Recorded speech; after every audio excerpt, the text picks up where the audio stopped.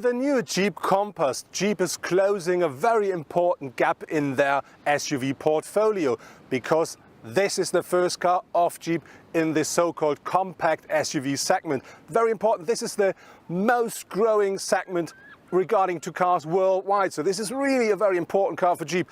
What it's capable of, how it drives and what makes this car different, let's have a closer look now.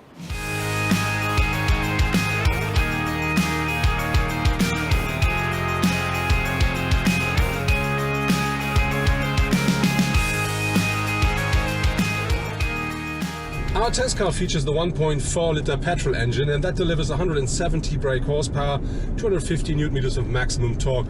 In our test car, it's combined with the 9-speed automatic gearbox, and I have to say that package works quite well. But when you drive, for instance, uphill, I think the revs are a bit too high. It's something I don't like, so I do prefer bigger engines there. I think that's more character. But the car is, to be really honest, for a day-to-day drive, perfectly equipped.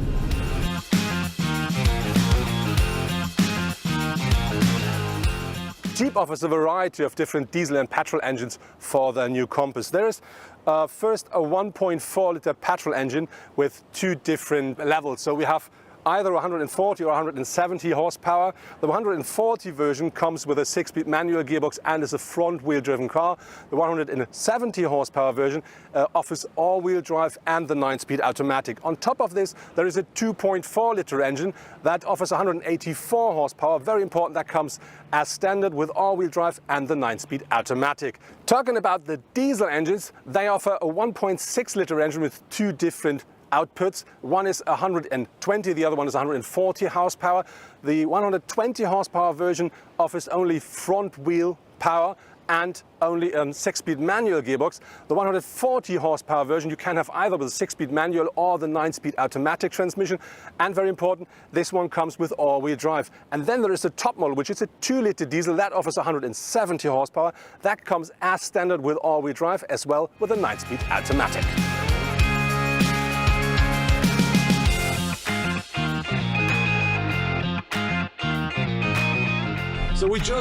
So now we've changed the car, and now we're driving the Compass Trailhawk, which is the real off-road version.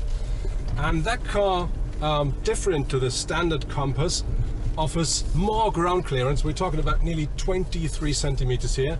And this car also features skid plates to protect the car from beneath.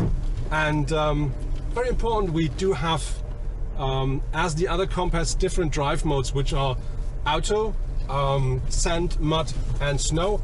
But with this one you have an extra mode, and this one is called rock, which means this is for real rough grounds when you drive very slow.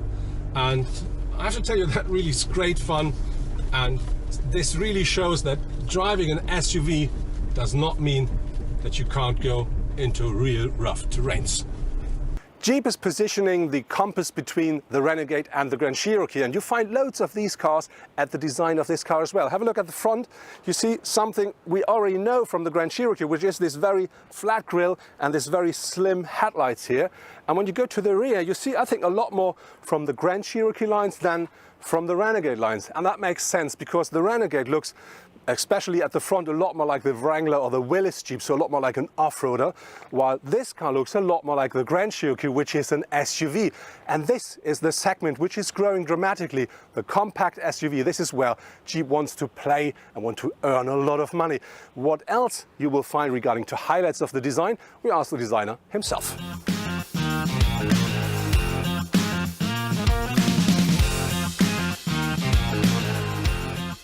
So now we're here next to the clay model of the new Jeep Compass, together with Klaus Busse. Klaus is one of the guys who is responsible for the design of the car. Klaus, what are the topics regarding to the design, and what kind of history do I find in this model or in the new Jeep Compass? So like with every Jeep, there have to be elements that come from the past, from 1941, all the way with us from the beginning of Jeep.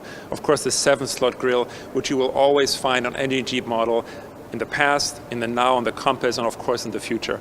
But also functional elements like the trapezoidal wheel arch that are purely born out of function and have become an iconic Jeep element. But on top of that, with the Compass, we've tried something very modern, something very new.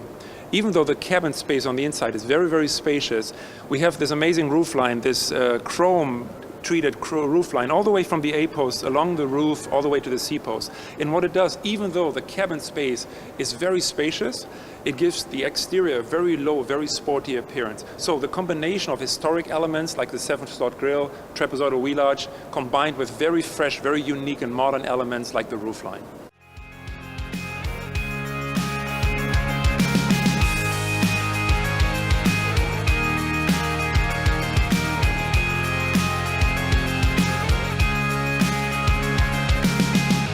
Talking about interior and space, I have to say the new Jeep Compass offers more than enough space, even for a tall person like me. I do sit very comfortably here at the driver's seat. I can adjust the steering wheel at my seat position the way I want, so I can really control the car. And this is the same regarding to the space for my co-driver and even behind me. I think an adult can sit easily even for a long trip. Talking about electronics, I have to say we do find, of course, all the modern driver assistant and safety systems inside the car. Everything you expect will be available as standard or an optional extra. And regarding to the sat-nav and the infotainment system, I have to say you can have an up to 8.4-inch touchscreen system here that works perfectly. It's called Uconnect, and that offers everything you want. You can of course connect your smartphone easily via Apple CarPlay or Android Auto as well.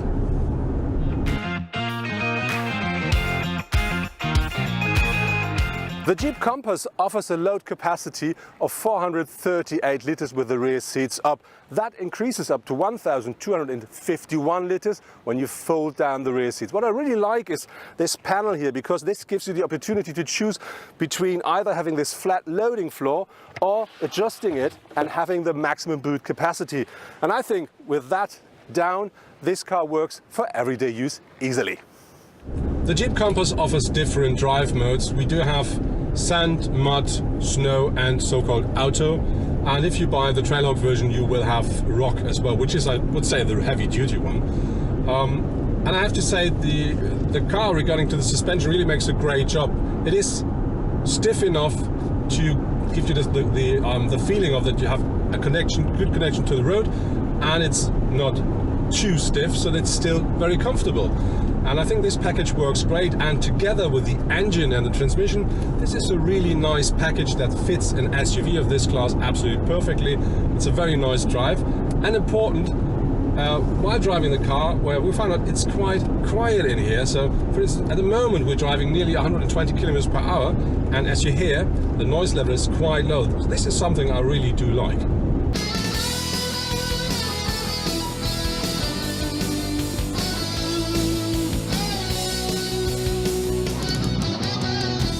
The new Jeep Compass is a real statement of the brand to say, yes, we now take part in the growing segment of the compact SUV. And it's very important for the brand because this car should be one of the best-selling cars of the brand in the future.